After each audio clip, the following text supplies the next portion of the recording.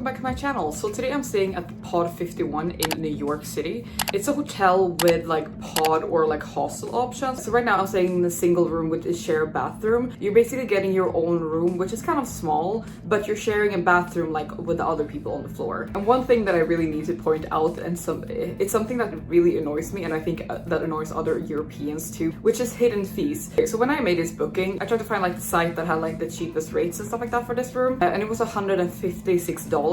However, when I arrived here, I had to pay like a amenities charge that was $17, and to me like hidden fees like that are so annoying. And the amenities fee or resorts fee that they called it, when I asked what that was, because I was like, oh, I didn't know that this was a resort, right? Do you guys have a pool or something like that? But they don't. It's basically just for luggage room and Wi-Fi, which is usually free and included in the price of like all hotels and hostels. Like, so basically I paid for Wi-Fi. However, on this little key card that you get, it says that it's free Wi-Fi. So basically I feel like that was just bullshit, honestly. So that was really annoying. Honestly, the fact that they're charging for Wi-Fi and luggage room, which again is usually free on hotels and hostels and stuff like that, and after that, like that they actually have like the balls to put on the key card holder that it's free, like it's just like honestly it's really annoying. It's $17. It's not that much. However, like I just feel like this is really stingy. This should just include it in the price right away. What you're paying is like $173. Okay, so a little bit of a review of the room. Like, it's kind of fine, I think.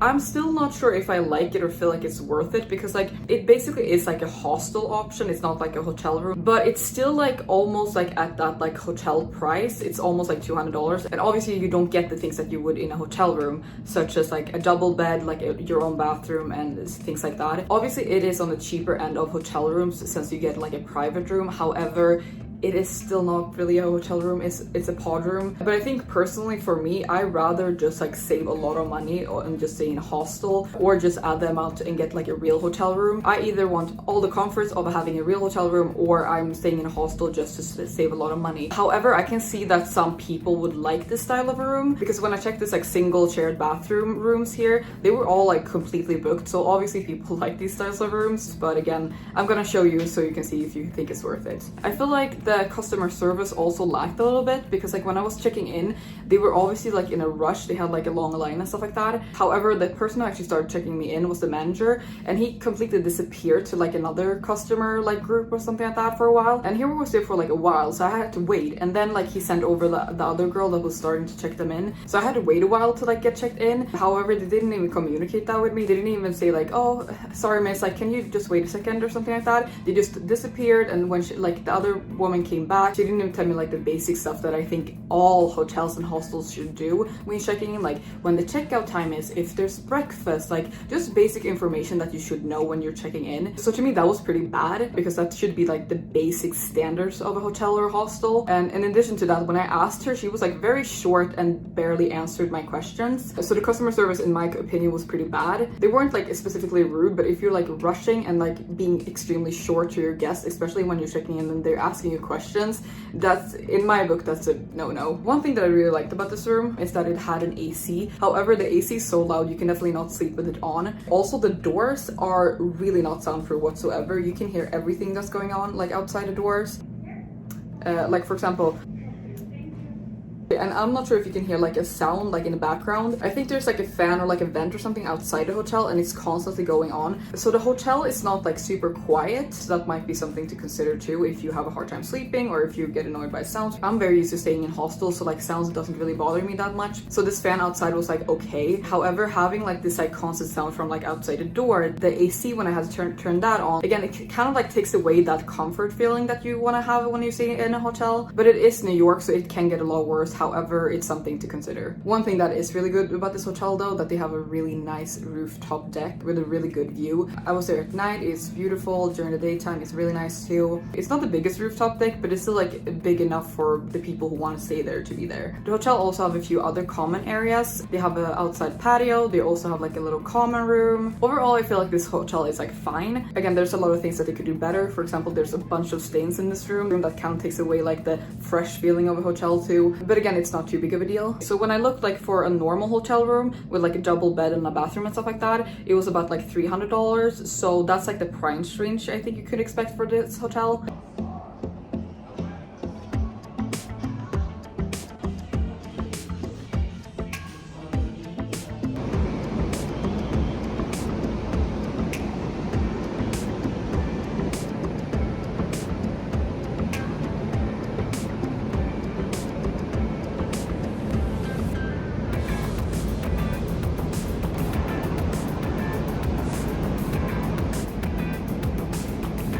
so right now we're outside my little pod dorm.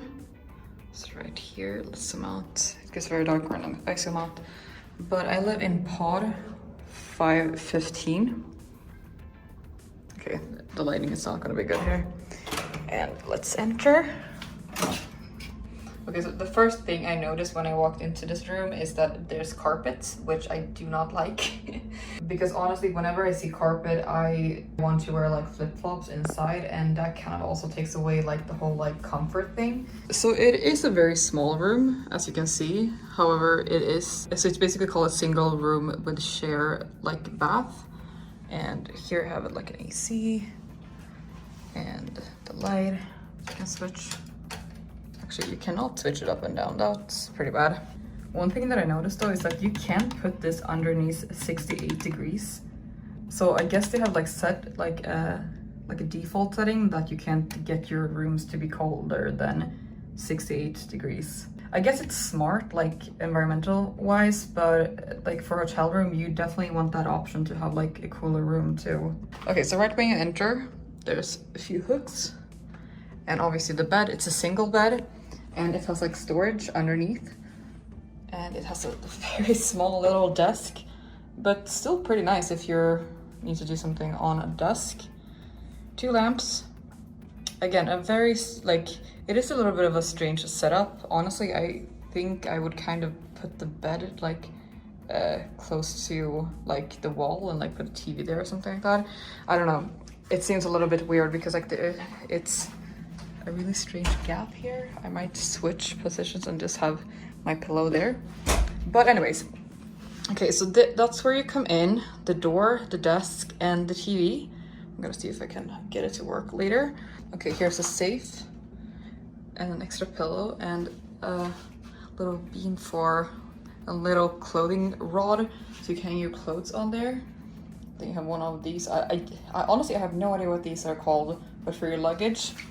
And then when you switched here, like there's it's not a bathroom, it's just a sink and a mirror. Hi, by the way. So when I saw this, okay, maybe I can back up. Okay, so when I saw this, I was like, what? What is this? So there's toilet paper and a bunch of towels, which is nice that you get multiple ones, a hair dryer, and a little trash bin there, soap, outlets. Oh, there's the lighting too. Let's see. Okay, that's kind of nice, I guess.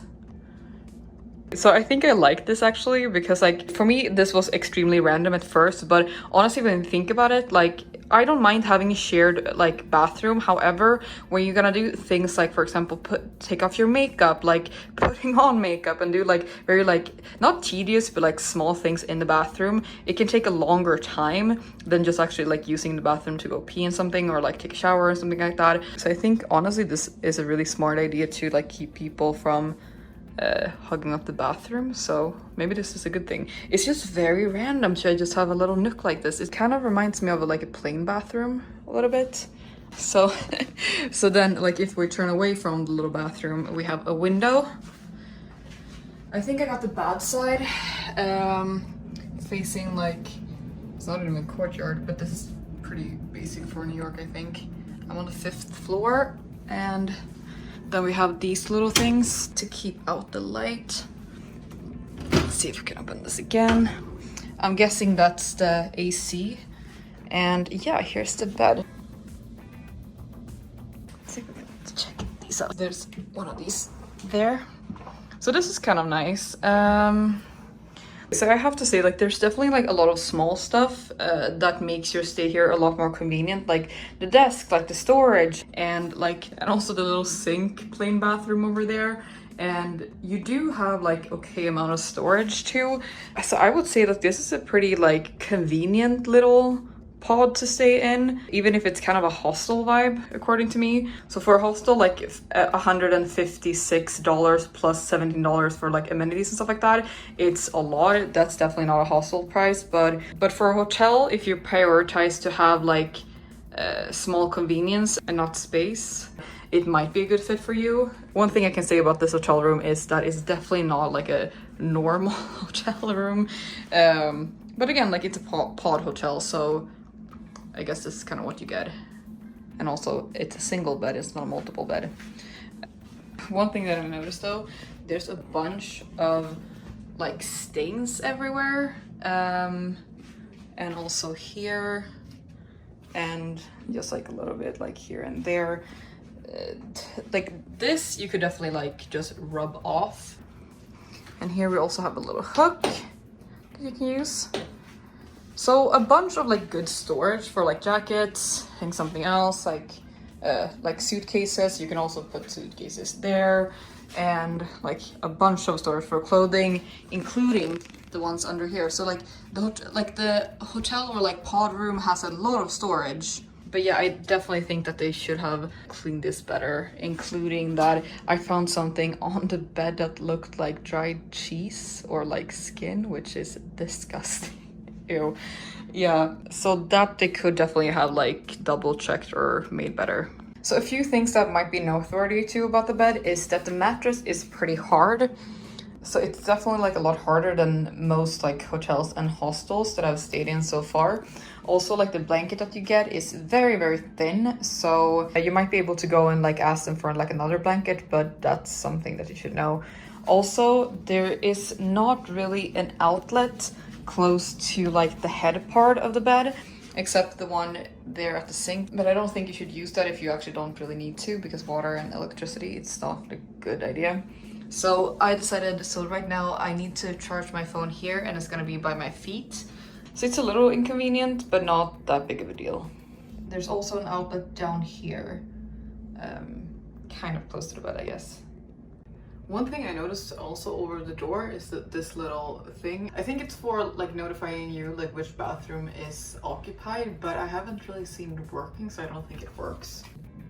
Okay, so we have proof that it actually works. I don't know if you can see. So somebody's using toilet 4. And they definitely encourage you to use the room, whatever that entails.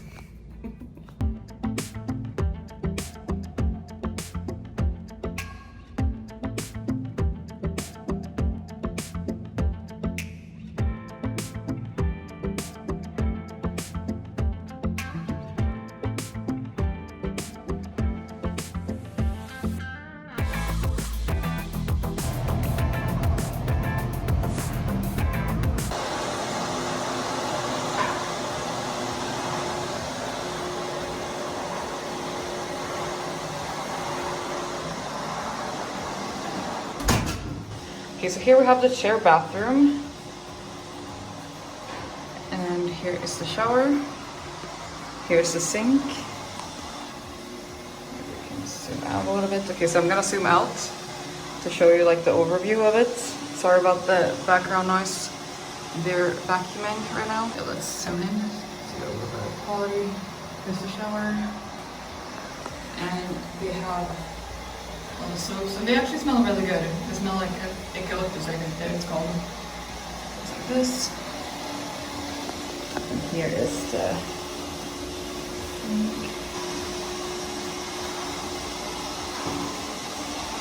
bathroom number 3.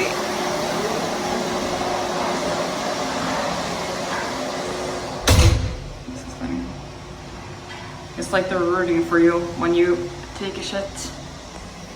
And you got full points. This bathroom has a little bit of a hallway. And here's the mirror and the sink. And here is the toilet. And here is the shower. You can actually sit here too. And there's a little window. And the shower kind of looks like the same as the other one.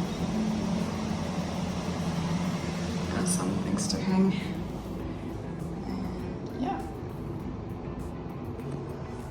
Again, here's the beautiful painting.